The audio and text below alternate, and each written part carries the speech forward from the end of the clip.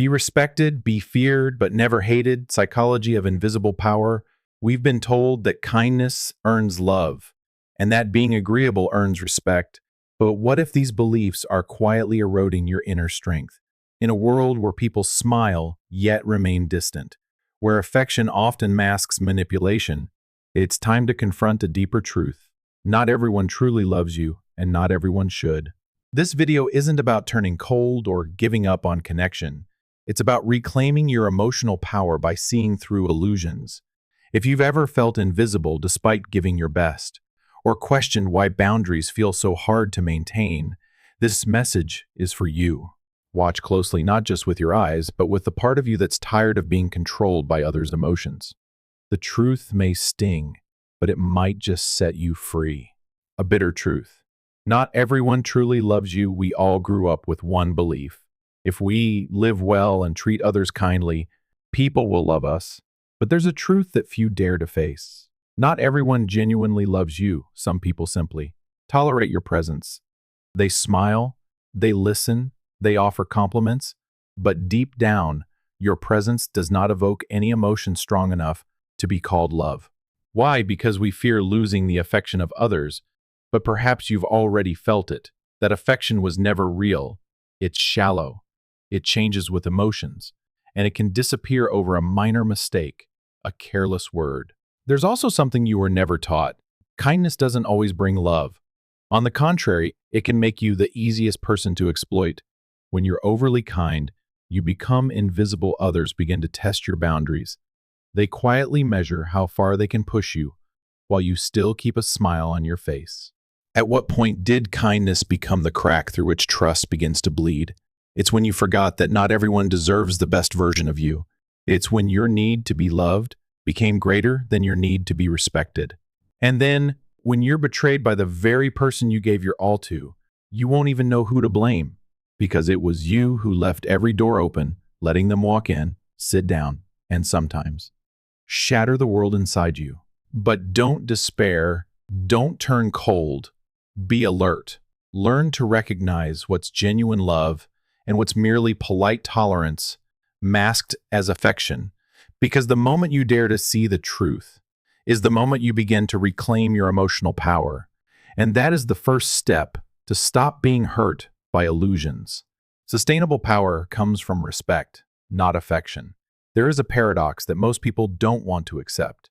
You can spend your whole life trying to be liked, but one small mistake is enough to make it all fall apart. Meanwhile, a mixture of respect and healthy fear, if built properly, lasts longer, is more stable, and is harder to erode than any fleeting emotion.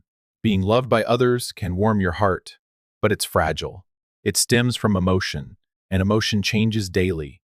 With anger, with misunderstandings, people might love you today and distance themselves tomorrow, just because you didn't meet their expectations. But respect, when not turned into resentment, can make people maintain a proper distance, and in that space, you have room to stay in control. We are not talking about the fear that causes pain. That's a weak form of power, easily resisted. What we are talking about is a level of firmness that signals if a line is crossed, there will be consequences. It's a form of respect with boundaries, an invisible fence that others won't dare to take lightly. In reality, those who just want to be loved are often the most vulnerable. They avoid conflict, give too much, constantly fear losing affection, but that fear makes them easily controlled.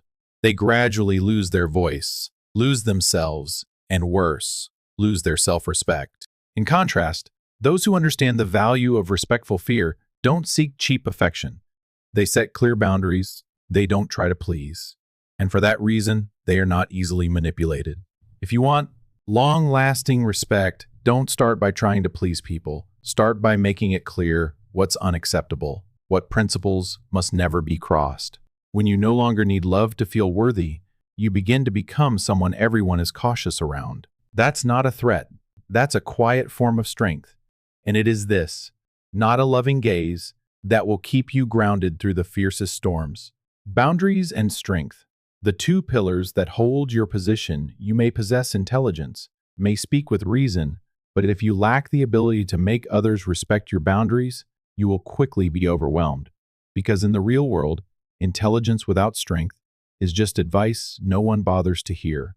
Every relationship operates under an invisible order: who controls, who is controlled, who sets the rules, who follows them.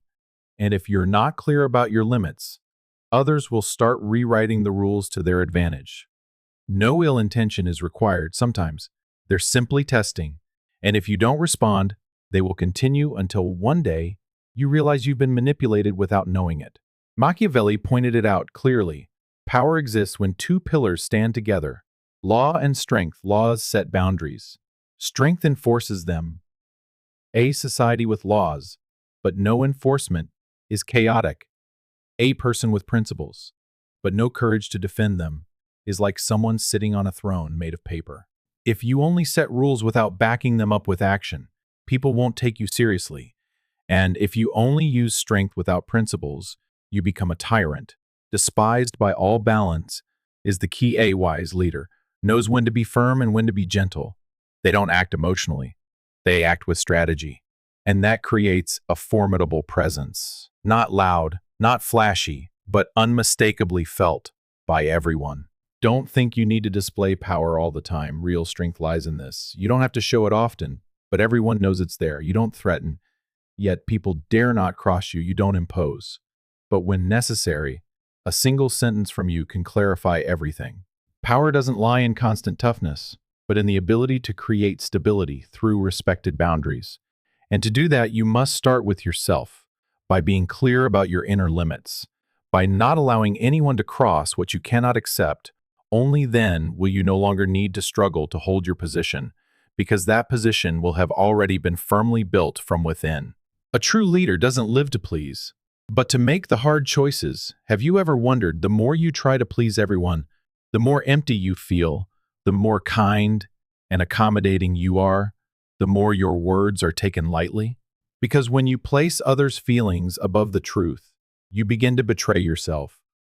When you fear that a decision might upset someone, you hand over control of your emotions to them, and little by little, you lose your credibility.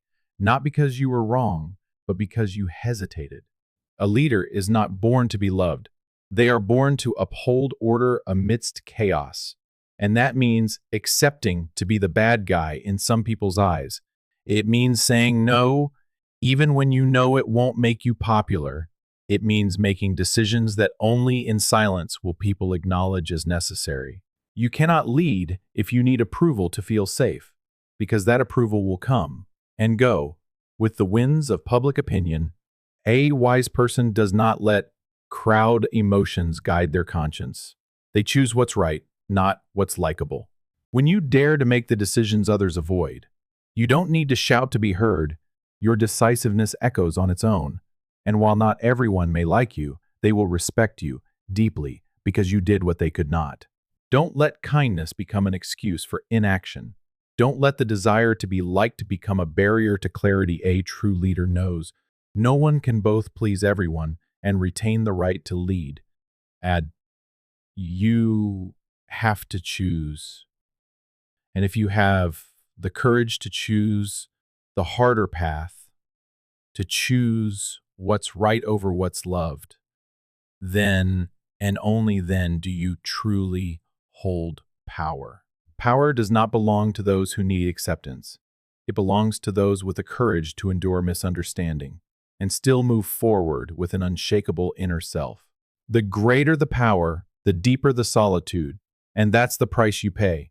There's a truth that few will tell you. The further you go, the lonelier you become, not because you've changed, but because very few are willing to walk with you into the deeper layers of responsibility, choices, and consequences. The stronger a leader becomes, the fewer people can truly understand what they're carrying, the cold decisions they must make, the calculated silences, the boundaries kept hidden. All of these create a sense of distance from the world around them. Not because they want it, but because the very nature of power is separation. The more influential you become, the more people come close to you, but not to walk with you, rather to benefit, to seek opportunities, or to observe, and those who don't truly understand you will start to judge. They'll say you've become cold, calculating, that you've changed, but they won't see the solitude you endure. Every time you make a decision no one else dares to bear. This solitude is not a failure. It is the price of inner maturity, the price of no longer depending on others' emotions to define your own worth. Machiavelli once wrote, "Never share power with those who don't understand it, because envy is a silent enemy. It doesn't just drain your energy, it sows the seeds of betrayal. The wise keep trustworthy people close and quietly distance themselves from those who only show up when things are easy." You don't need everyone to understand you, but you do need to understand this. Solitude is not a sign that you're wrong. Sometimes it's proof that you're standing exactly where you need to be, a place not many can withstand. And once you learn to accept that, you will no longer be weakened by the absence of empathy. You'll begin making decisions from reason rather than emotion. You'll start leading from self-possession, not from a fear of being abandoned. Power, when held properly, won't cause you to lose yourself. It will confront you with yourself more clearly than ever before. And in that silence, you will find a strange kind of freedom. Freedom from the need to be loved and the freedom to live in alignment with your deepest values. Strategic mystery. When silence becomes a counterattack. There are those who talk too much about themselves. They explain, justify, try to make every action clear as if afraid of being misunderstood. But in the world of power, excessive words rarely bring clarity. They only expose your vulnerabilities. A true leader understands this. Power doesn't need noise. Real strength doesn't come from being understood, but from being unpredictable. Mystery, if used at the right moment, becomes a shield that protects you from unexpected attacks. You don't have to explain every action. Every time you try to make others understand, you're unconsciously giving them the power to judge. And once you depend on others' approval, you've placed yourself in a weak position. Learn to make others uncertain about you. Don't let them know exactly how you'll react. That unpredictability makes them cautious, makes them pause, makes them think twice before confronting you. Silence is not avoidance. Well-timed. Silence is strategy. It creates a space, and within that space, others begin to imagine, they interpret your thoughts, they question their own actions, and you, without saying a word, still control the atmosphere of the game. But remember, mystery doesn't mean distance. It's the art of controlling information with finesse.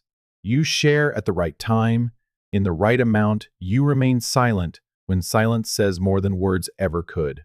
Surprise is always an ally of power. People do not respect the predictable. They only truly pay attention to those they cannot fully grasp. And within that distance, you maintain your position. In a world where everyone wants to express, to be recognized, your silence becomes what sets you apart.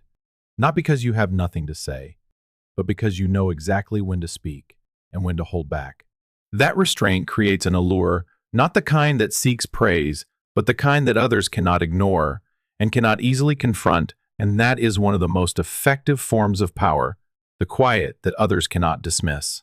Observation is an art, and the awakened always see what others miss. A good leader is not the one who acts the most, but the one who observes the deepest in a room full of people speaking.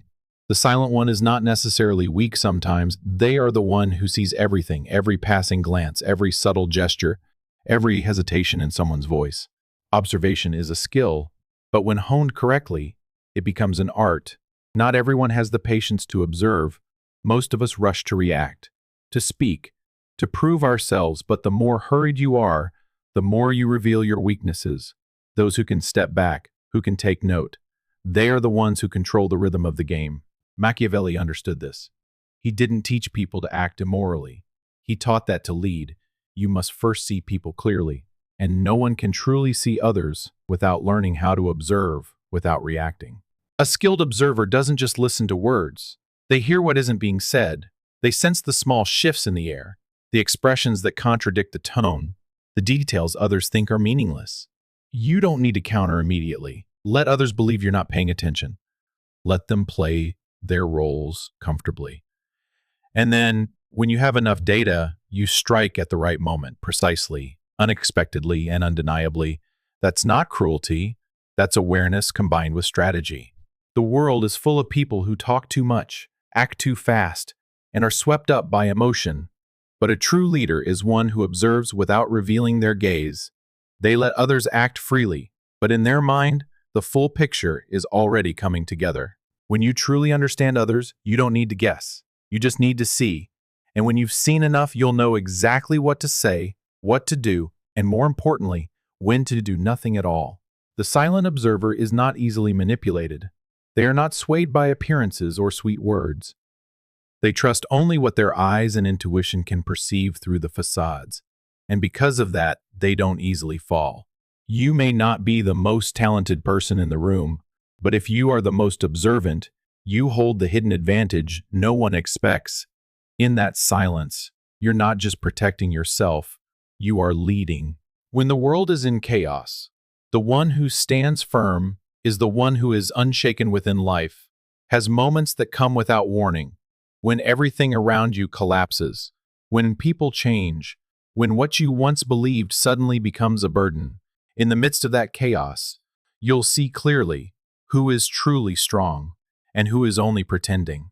The difference is not in posture, in words, or in an outward sense of calm. It lies within, because only when the world is in turmoil do we see who truly controls their emotions and who is swallowed by them. A true leader does not shout when crisis hits.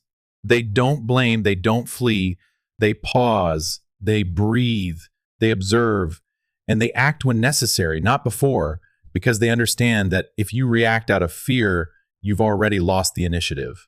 Machiavelli once said, "Leaders are remembered not for their easy decisions, but for how they face adversity when everyone is afraid. The one who stands firm becomes the anchor. No need to act invincible. Just stay composed when others panic." True strength isn't the absence of failure. It's the ability to rise quietly but resolutely. After each fall, those with inner resilience don't let fleeting emotions dictate their actions. They let values be the compass, principles the foundation, and silence the shelter in the storm. You don't need to act immediately when things fall apart sometimes. Your refusal to be swept away is the greatest proof of stability. When others look at you and see that you are still there, unmoved, unrattled, they will believe, and that belief won't come from promises, but from your steady presence. No one is born strong in chaos. It's a skill forged through experience, through loss, through learning to observe your own mind in the storm, and then you realize what you truly control was never the world outside, it was always yourself. When you can stand still in the midst of turmoil with a calm mind, you are not just composed, you are a leader. And sometimes just one such person is enough for the whole crowd to find their way again. People don't easily submit to those they don't respect, and they don't respect those who are too predictable, too permissive, or too easy to exploit. On the other hand, when they know that misbehavior leads to consequences, they self-correct. This is invisible control, not enforced through violence, but through presence and credibility. Machiavelli never advocated cruelty. He warned against using unchecked force because that doesn't breed loyalty, only enemies waiting for a chance to strike back. But he understood this. Without a hint of fear, people forget boundaries, and when boundaries are forgotten, chaos follows. So how do you control without creating enemies? By avoiding overreaction, by not abusing power, by setting clear, consistent consequences, but not destructive ones. A wise leader knows how to punish without humiliating, how to praise without feeding delusion. They speak just enough, act just enough, and leave the rest in silence, allowing others to interpret, to wonder, and in doing so, to self-regulate. They create a presence so powerful that they don't need to be present all the time. Even their absence reminds others where the boundaries lie. You don't need to spread fear, you only need to plant a seed of doubt, that you see more than they think, that you will act if necessary, that you are not easily manipulated, and in that uncertainty, you maintain your position without having to threaten. People forget favors, but they don't forget the feeling of being cautious around you. If you can pair that with fairness, respect will grow, not through shallow affection, but through the understanding that you are someone not to be taken lightly. And that is the foundation of sustainable power. No need to force, no need to dominate. Just hold the right distance, the right rhythm, the right timing. That way, you not only influence behavior, You guide emotions without leaving enemies behind your back. Power is a collective illusion, and you must sustain it every day. Power is not a fixed possession. It doesn't reside in your title, reputation, or current position. It exists because others believe you have it. And once that belief is shaken, power evaporates like smoke. That's a truth few are willing to accept, because power makes people feel invincible. But in reality, it is an unspoken contract, an invisible agreement between you and the collective. They agree you have the right to lead, and you must constantly prove they were not wrong to trust that. A smart leader always acts with the awareness that their power is not permanent. They sustain it through timely presence, by making the right decisions at the right moment, and by ensuring people never forget why they once respected them.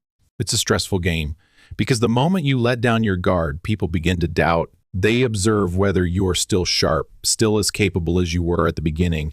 And if you start reacting out of fear of losing your position, you've already lost. In contrast, those who master the illusion of power understand, occasionally, they must challenge that very agreement, not through rebellion, but by creating small disruptions, reminders that leadership is not a gift, but an ongoing execution. They are never complacent. They refresh their image, redefine their role, introduce deliberate changes to keep others alert. They never let their power become taken for granted, because whatever is taken for granted becomes easy to dismiss. Machiavelli once wrote, "A tyrant believes he holds total power, but that illusion makes him blind and easy to topple in contrast. A leader who understands the fragility of power truly knows how to control it. True strength does not lie in absolute stability, but in the ability to balance within a game that never stops. When you accept that power is a flowing current, not fixed, not guaranteed, you become clear-minded enough to sustain it wisely. And in that mindfulness, you no longer rely on appearances, titles, or applause. You rely on the one thing you can truly control, yourself. From there, you not only maintain power, you preserve leadership, unshaken by judgment or praise for one reason alone. You understand that true power begins with the awareness that it can vanish at any moment.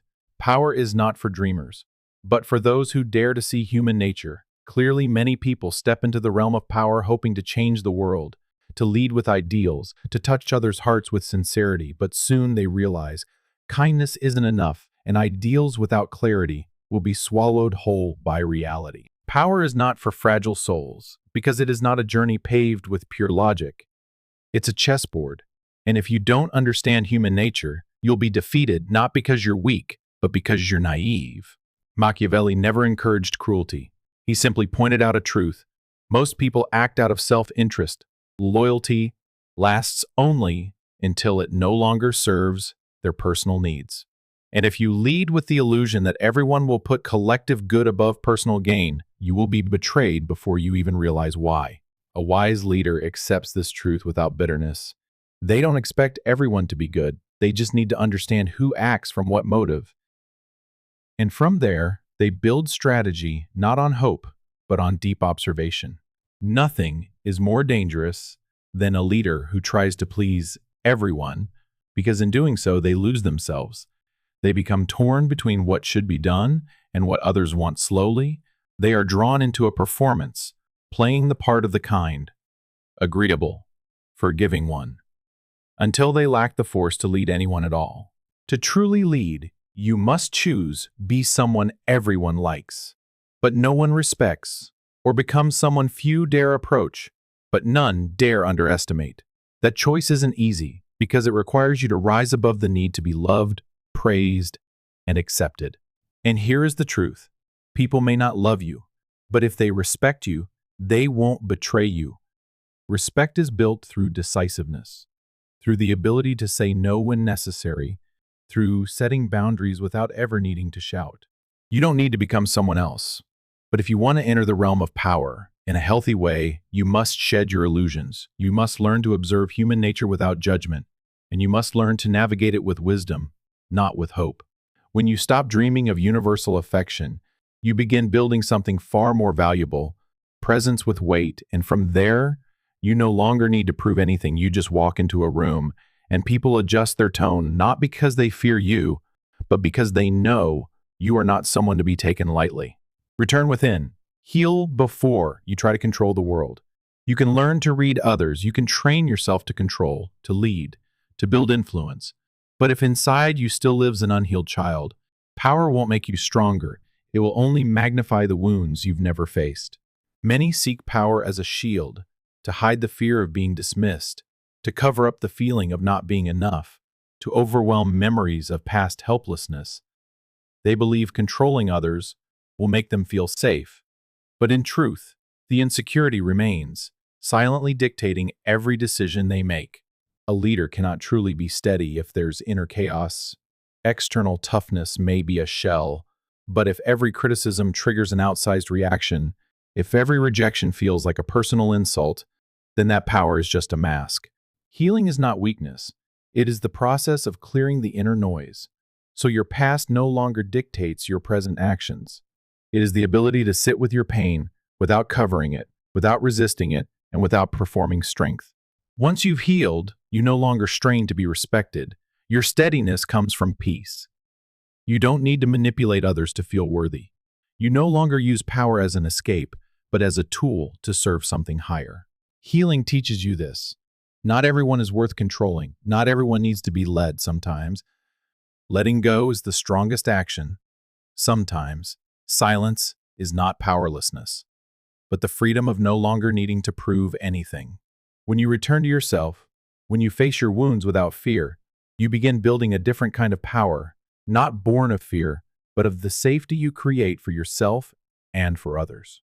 And that is power that cannot be taken away, because it lies in no one's hands but your own. It lies in you, the one no longer ruled by the past, who can lead without harming, and who understands.